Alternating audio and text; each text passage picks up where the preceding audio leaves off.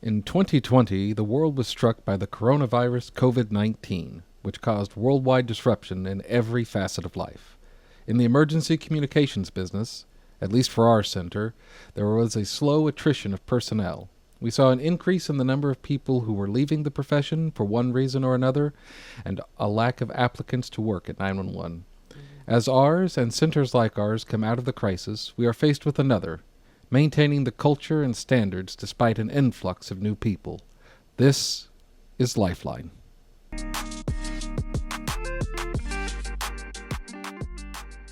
Hello and welcome back to the show. We're discussing coming out of the COVID-19 crisis and how to maintain your center's high standards and culture. Thank you for joining us. Thank you, everyone. So, Erica, as with our center, we've had a huge influx of new people that have kind of come into the profession, which is great in so many ways, especially when our staffing numbers were down below 50% for a long time, which caused a lot of stress and strain on everybody, I think. Just a little bit. But as we leave that crisis behind, we're kind of confronted with a new crisis, so of having so many people that are new to the profession. How, has this kind of started to affect our center? Well, we were talking about this before. Matter of fact, just talking it through as supervisors on shift, it has it occurred to me that we needed to talk about it, because I imagine we're not the only ones. And the thing that stands out most to me is we seem to have lost the ability to maintain our standard operating procedures. Does that make sense? So we went, because, most of us, when we think about SOPs, I like to describe SOPs as when the stars and the planets are all aligned and the cats and the dogs are living together and, the birds are singing and, everything's fine, and you're confronted with a problem. You go to your SOPs that say, when this happens, do this. When that happens, do this. Well, that's not where we are anymore, right? With all the new people, you're training constantly, and most of the people around you now don't know what they don't know. You don't have your rules and regulations have gone out the window. You in our center, and I don't know about others, but I'm all over the map here to just basically on purpose to describe what it feels like coming out of this, because we made it through the storm, and now we're looking around and we're going, oh, okay. So we have all these new people. They come and go pretty much as they please, because our need to hold on to the bodies caused us to let go of the standard of the standard of what am I looking for? The standard of attendance. Sure. Because we basically had to let go of a lot of things in order to keep the people we had, because we were down below 50%. Performance measures were not, we didn't hold them to the standard of performance that we would typically do when we were not down below 50%. The culture, behaviors, we didn't hold them to a standard of behavior that we would have typically done, again, because we were down below 50%. We were trying to hold on to everybody that we possibly could. And now we're coming out of this. We've been out of it now about a year. We're well above 80%, if not 90%, in our staffing. Yeah. And we're looking around going, okay, how do we right the ship? Yeah, absolutely. So that's what I mean. And I apologize if I was all over the place, but that's how it feels. It feels like we're all over the place, and now we're trying to get back to the basics of culture, the basics of how we treat each other, how we regard our profession, how we tend to the public, how we take care of the public. Just everything that is the first responder mentality. We're trying to get back to that with a whole new cast, for lack of a better way to put it. And how do you do that? Do you do that with a hammer? Or do you just flip the switch and say, well, people, I know most of you don't know anything about these standards, but here we go. Get used to it. Yeah. Yeah. And it's a real struggle because, there's the whole quality over quantity aspect, and not saying that the people that are newly hired are not quality, but they haven't had the opportunity to have the experience to become quality in a lot of ways, because experience is so invaluable. Like, a lot of people don't, I guess, pay it much heed, but like having people that have knowledge of what to do and how to do it quickly, especially in an emergency situation, is really valuable. Having that type of personality that can, plow through call after call after call, hearing just like the worst things. That's not something that everybody can do. And thankfully it's not something everybody has to do, but Sure. In trying to kind of rebuild the center, we have had to make some exceptions to, what the optimal way to do that would be. And you lose that when you are faced with the attrition that we were faced with. People just leave. It was like a mass exodus because, one, people realized, oh, I can work from home. Yeah. And I don't have to. Yeah, I don't have to come out into this, COVID-ridden world and wear masks and sit in close proximity to other people and share desks and share equipment. I don't have to do that. And when the workforce was offered this, the workforce said, yeah. Especially, Sign me up. I don't have to leave my house and use gas. I don't have to worry about where I'm going to go out to eat. I can sit in my PJs. I mean, there's so many things about working from home that was attractive to a lot of people. And so they were like, deuces. Yeah. And in addition to the accelerated, loss of personnel, we also had almost no people coming in. So pre-COVID, for each of our job postings, we'd usually get, 400 to 600 applicants. And then like kind of at the worst of COVID, we might have like 4. Yeah. I was going to say it got down to 10 and below in some cases. Yeah. And so on top of from those 10 people that you have, you then have to screen out the people that can't work at the job due to, say, past histories or background checks. Then people will also screen themselves out because they're like, oh, I don't really want to work night shift. And, well, that might be where you're assigned. Well, I can't do this. Okay. Then, mandatory, the nights, the weekends, all the things that kind of are packaged with. And then the mental health aspect of it. Yeah. And nothing against anyone that is DQ'd for that reason, but it happened. So if you've got 10 applicants, you lose 3 of them to background. That's 7. You lose 2 of them to I just don't want to do this, wait, you mean nights, weekends, and holidays? Wait a minute. I don't know. No. You were serious about that? Oh, you meant that? Makes me think about My Cousin Benny. That movie, My Cousin Benny, when he comes in that ridiculous outfit and the judge is about to lose his mind again. And he says, I told you not to come to my courtroom like this. And he goes, oh, you were serious about that? That is literally the face sometimes with people. They're like, wait, oh, my bad. You were serious. Like, yes. Yeah. And then on top of that, you've got just actually performing and like passing the job, which I was going to say, yeah.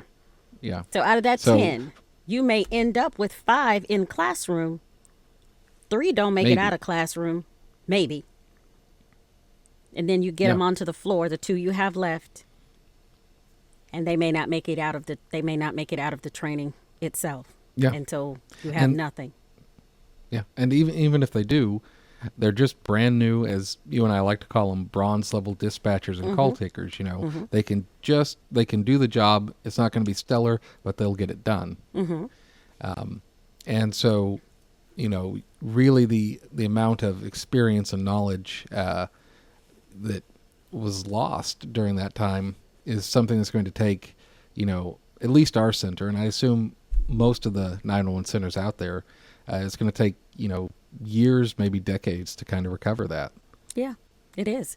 I'd like to say, and I never thought this would come in handy, but it's true. I used to say to trainees all the time when I would be training, they would say, I want to be as good as you. And I would say, do you know how long it took me to get as good as I am? And they'd go, how long? And I'd go, as long as it took. As many years as I have, that's how long it took. So when we had 10 years, 15-year veterans walk out the door for whatever their reasons were, valid to them, absolutely.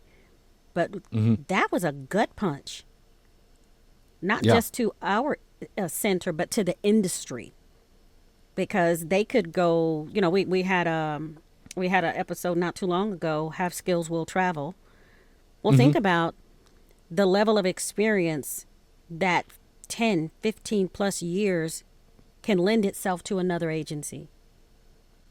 They will hire that person not because they can do things the way they do them. They're hiring them for the skills, and they're hiring them for the experience, their ability to adapt in the moment, even if they don't know our SOPs to the letter or our processes exactly.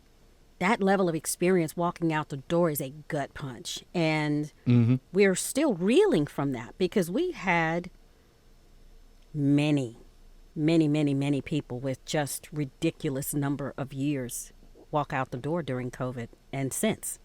Because, well, you also had not only COVID and not only the ability to work from home. As a government agency, we can't give a raise at the drop of a hat like the private sector can.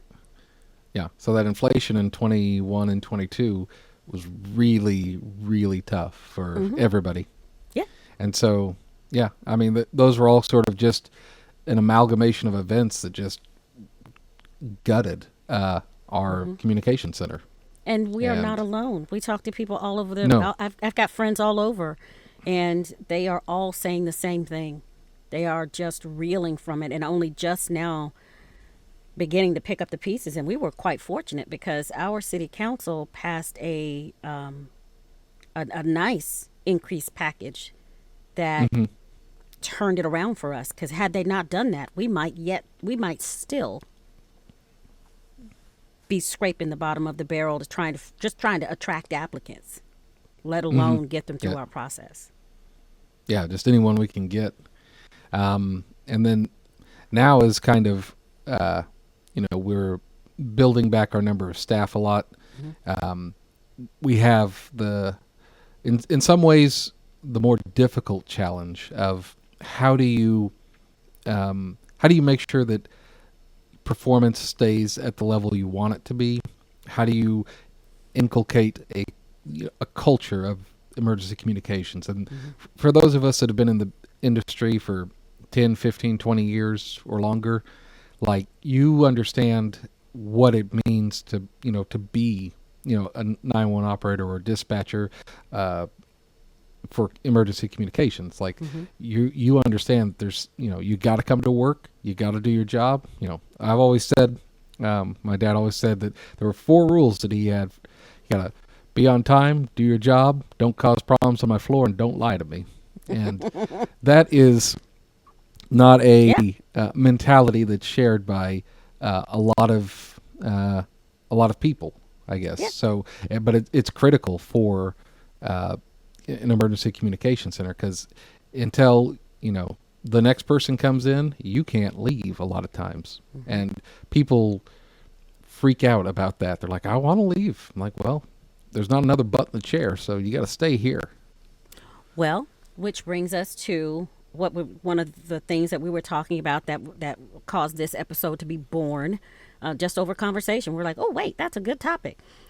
Was during COVID and our staffing crises, or staffing crisis. At one point, our our chief of police said no more mandatory Mm-hmm. because we got down below 50%. And people were still leaving. And one of the primary reasons they were leaving was because it was that vicious cycle of we don't have enough bodies. And the bodies we do have are burnt out. The call takers are taking calls back to back to back from the time they walk through the door to the time they leave. And so they call out sick because they are tired and they are burnt out. And so that means I now have to mandatory the one who was right next to them who is equally as burned out. And now they're steady looking for jobs, and it got so bad to where if we lost one or two more, we were near collapse, right? So Yeah. Oh, yeah. we were there. Any Yeah. day now, we were expecting for that center to fold in on itself. Yeah. I And was just waiting so, for the day that we'd get like 5 resignations, you know, and then you're at off which to the point races. we were like, oh my God. So, okay, drastic times calls for drastic measures. So the chief says no more mandatory. Okay, cool. Mm-hmm. So we did that for about what, a year and a half, Yeah. maybe 2-ish, something like that. Yeah. Somewhere around there. All right. Well, now here we are coming out of the staffing crisis. Our training team has worked like crazy people to bring in the new people, and now we are faced with having to go back to our standard operating procedures, which is our normal operations, which means a body for a body. Mm-hmm. How do you now, do you ease back in? Or do you just flip the switch and say, hey Yeah. guys, though the people here, you only been here about 6 months, maybe a year, and you don't even know what I'm talking about when I say mandatory. It's this, what is that, a myth? It's a It myth. might as well be A because they legend. haven't experienced it. And Yeah. now here I come. Not only can you not go home. No, I'm serious. You can't go home. I know, Yeah. And they're right? like, what do you mean? I'm really, really serious. I'm serious. I need you to stay. Once I get past the shock of that, then I have to tell them how long they have to stay. Yeah.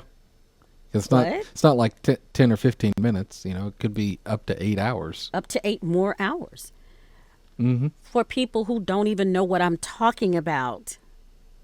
Because even though it was on the application and you signed something, it wasn't a reality for 6 months to a year.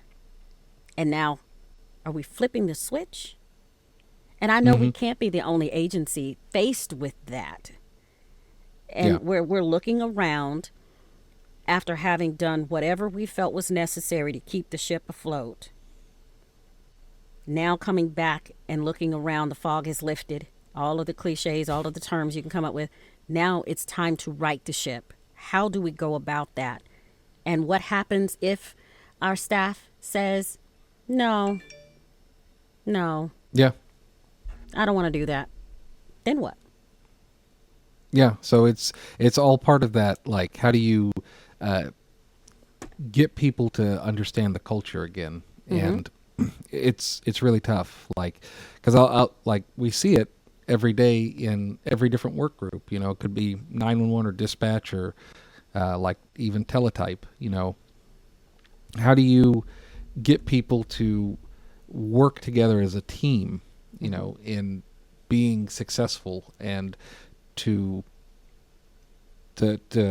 just understand what they need to do as not only as just a, sort of a basic employee, but especially one that does, 911, emergency communications. Because for years, our center I would have put us up like top of the world in world-class service. Like 99% of 911 calls were answered within 10 seconds or less for many years. Yeah. And then once COVID hit, Plummet. those service levels plummeted. Like we'd have hours where our service level might have been like 6%. And Yeah, it was awful. And like I remember, there'd be hundreds of calls on hold sometimes, and sometimes these calls would be on hold for over an hour. Like Yeah. it was just an utter nightmare because when your staff when you've got enough calls coming in that you should have 17, 18 call takers on, and you only have 6 people on duty, and of those 6 maybe one's up for lunch and one had to go to the bathroom. Like it's really jarring. But thankfully, you know, as you said, the training team and our on-the-job trainers, CTOs, have worked very, very hard to get those numbers up. So the service levels have also come back up. So now we need to focus on, you know, people understanding what the job is, you know, getting to work a few minutes early so your relief can pass on that information to you. Yeah. You know, staying, ready to take calls or ready to dispatch until your relief gets there to take that from you. Yeah. And it's a challenge. And how do you kind of do that? You know, and I don't know. I don't have the answer to that, I guess. It's like reintroducing them to the mentality of a first responder. Mm-hmm. Because, you know, the episode before this one was Snowmageddon. And we talked about how there was a mentality amongst the first responders at that time where even though COVID had just it was on the, had it started yet? I can't remember. I think it had. Oh, yeah. Yeah, It was yeah. about a year ago or before that. So even though that was all still going on, our mass exodus had not yet begun. And you still had the vast majority of our staff, they still wore that title, that first responder title. They didn't just wear it, they lived it. Mm-hmm. To the point where they came ready to stay for a week. They knew that their colleagues were, you know, up against it and they were coming to help if they could. And I want to be really careful how I say this because I don't want to insult anyone. But when you're preciously new to the profession, like the vast majority of our staff now, and I know we're not alone, do they have that mentality? Yeah. Because that mentality, a good question. Well, yeah, because that mentality is present when the supervisor walks up to you and says, "Hey, we've had 3 call-ins. We were good with the first. We were okay with the second. Now we're down to the third. We need to meet our minimum staffing." You understand that while you may not like it, it's necessary. Mm-hmm. And you don't threaten to walk out. You don't throw your hands up in the air and throw a fit and fall out on the floor and all the things. So I know I'm not the only one. No, absolutely. Yeah. I mean, And this is real stuff. I mean, because, you know, we pride ourselves on keeping it real. This is real. This is something Yes. that we face even now, trying to bring our staff now into the present and making sure that they understand you really, really are a first responder. And there are certain unpleasant realities that come along with that, up to and including, not only do I just need you to do the job, I need you to do it well. And I need you to have a certain mentality while you do it. I need you to recognize that the person on the other end of the phone is not an irritation to you. That is a person in need of your special skill set, a skill set that not everyone possesses. No, they don't. If everybody could And do it, like- everybody would. Yeah.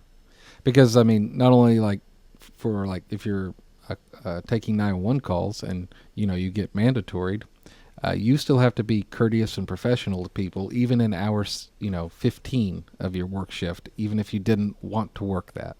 Preach. Because those people are still having a crisis whenever Yes. even if it's not something that's really a crisis, they wouldn't have called if they didn't think they needed emergency help. So, Yep. and you still need to be alert, ready to go, and able to help them. Mm-hmm. So that's just part of the job. Yeah. And, it's very rewarding in a lot of ways, but it also requires a lot of sacrifice, Yeah. in a lot of ways. Because sometimes you may have to cancel plans. Sometimes you may have to move things around. And be aware of that, because if you're not, then this isn't for you. And this is going to sound probably callous, but it's not meant to. But your hour 12, 13, 14, 15, up to 16 beyond, no matter how many hours it is beyond your original shift, the person on the other end of the phone does not care, Nope. and they shouldn't. It is of no consequence to them. Your work life balance is irrelevant, isn't it? Yeah, yeah, absolutely. Because that's the And they gig, should. that's the job. Hmm. And getting people to coming new into the profession when they have not had to face it, which is what I think the real, I guess the real nitty gritty of this conversation is many of them have not had to face it because we had to do things so differently in order just to keep people, Just to survive. just to To survive. Yeah, that's a barely better way to survive. put it. Yeah. You're right. Yeah, just to Yeah. survive. And now we're Yeah. having to, again, I'm going to keep saying it, right the ship. Now we have to hold you accountable for how you treat people on the phone because actually we can replace you and make another one that looks just like you next week. What? Yeah. I mean, like, Too much? and it's always good to to make somebody that you've already hired better. Sure. Not just for you as an organization, but for them as an employee. So, Sure.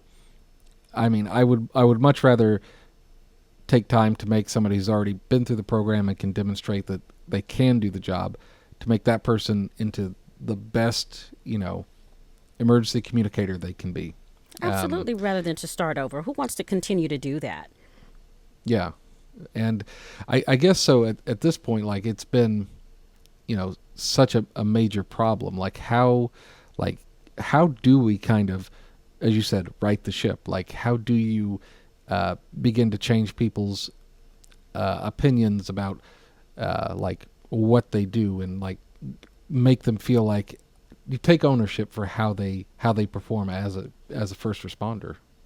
Can you, though?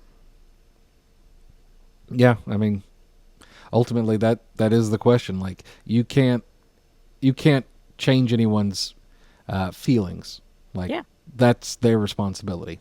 And I would love to, and I would do anything I could to help them see what they could be and what they can do. Mm-hmm. But if they can't, then it may not be, it won't be the right fit for them, that profession. Okay. So, devil's advocate then. Okay. Say they don't have that mentality and they are not going to change the way they feel about the job, and they're going to still, they're going to come in and they're going to do just the bones of the job. They're going to stay bronze level. But we're trying to coming out of the fog, as I'm sure many agencies around the country are, and probably even around the world, because Corona was a worldwide thing. And, our little corner of the map is not alone in this. So, how can I say this? Do we care? Well, I mean, I'm the voice. I think that- I'm the voice of No. asking the hard Yeah. question, because Yeah. do we stop trying to get them to see, or do we say, how you feel is how you feel and you're entitled to feel that way, but I still need this standard from you and I'm going to get it hook or by crook? What? Yeah. And I think that kind of goes back to, so when you were saying like the bronze standard, that is like the minimum standards for what you want in your communications center. And if you're getting that from somebody, then they're all good. They might not be happy that they've, got to work overtime, but, that happens. But if they're doing it and they're, doing everything that they need to meet the minimums, then, that's what you've set for the minimums, then that's what you're accepting as the minimums. If you're wanting something more than that, then you need to make those your minimums, and make that clear what that standard and that expectation is. But if somebody's not meeting those minimums, then yes, like, I'll work with you however you want to do it, but I need to see you caring, working your butt off, and I need to see some progress. And if not, there's the door. Okay. Even if it means we have to lose some people. And that means Yeah, our 98% staff level has to dip to about 75. Oh, I would much rather be staffed at 3/4 with people that are like, I'm in it to win it and I'm here for you, than to be staffed at 100% with 25% of those people being like, I don't care. Yeah. Yeah. So I guess Because that brings me back to the question, though. Do we go hard on bringing back our normal operations, or do we shy away, or do we ease into it, or do we just flip the switch and say, today is the day. We're going back to the way things were 3 years ago before that event happened that caused us to change the way we did business?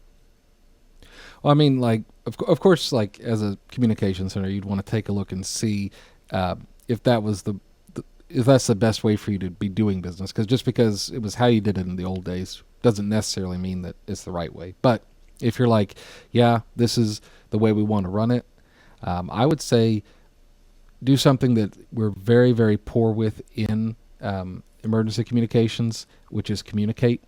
So let What? people know. I know. I know it's not just us either. I know that's an endemic problem throughout the industry. But communicate. Be like, this is going to be the new standard, and this is what we're going to be, and it's going to start on Monday or whatever. So everybody's clear on it. Because if they're clear on it, then they can't. Then there's no reason for them not to meet that expectation, especially if it's a behavioral expectation. So, getting to work on time, what have you. And But if you've allowed them to be, 1 minute, 2 minute, 5 minute, 15, whatever, and we've understood because we were up against it, and you just flip the switch and say, today, yeah, 1-7, I yeah, expect for you to be on time, no if, no ands, no buts, and I don't want to hear your sob story about blah, blah, blah. What?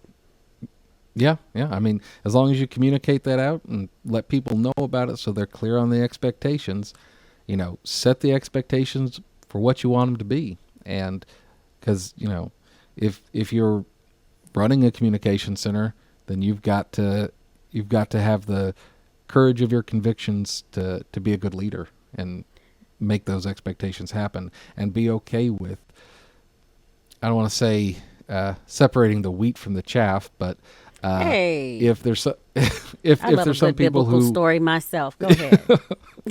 okay, yeah. But if there's some people that just aren't wanting to do it, then you don't need them. Yeah. Because I would much rather work with 3 people that really, really love their job and want to work hard with it than 10 people where I'm like, half of these people I don't know if they're going to do anything. Yeah. So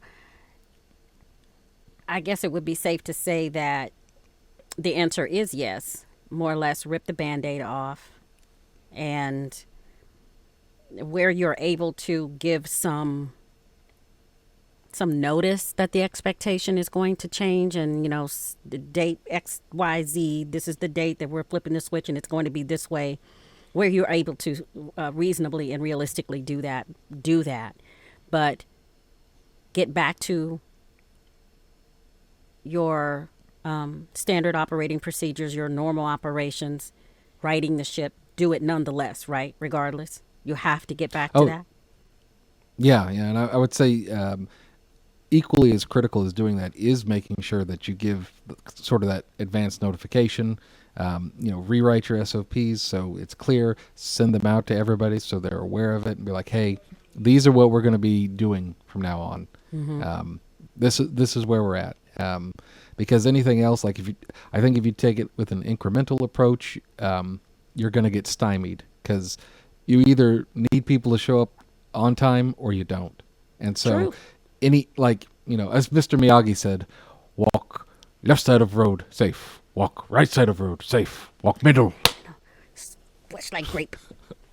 Yep. Yes, love it. So, yeah. So that's kind of like where I would suggest going as a center. But, I know not everybody operates the same way. And, Yeah. it's a really unusual time right now. But I would like everybody to also, whether you're, a call taker, a dispatcher, or even if you run whatever center you're at, to take this moment to also see it as an opportunity, because so much of the old guard is gone. So you have a chance to build a new guard with better habits than the old ones. So it's a challenge, but in that challenge there can be growth and development, and there can be a lot of positive outcomes, but you have to be willing to seize the day. And I think it's important to remember, I think, because we forget, and even I think I'm guilty of this. We talk so much about first responders and our duty and all of those things, but we forget one important factor, that the reason we do this ultimately is so that the people on the other side of the phone call can get the help that they need. Because that might be your family member one day. And I know I live inside the city that I serve. And my family lives inside the city that I serve. And I would like to know that I would like the peace of mind to know that no matter when they call, they get the best possible service. They get the service they deserve as a citizen on the other end of the phone needing help. So we have to be, good stewards of the trust that's been placed with us. Our citizens and visitors of no matter where our PSAP is, they deserve that. So I think we have to right the ship, and whatever that looks like. Obviously without being horrible individuals. Just doing mean for the sake of being mean. But sometimes bringing order and bringing order out of the chaos requires that you make some unpopular choices. Well, everyone, I think that'll be our show for today.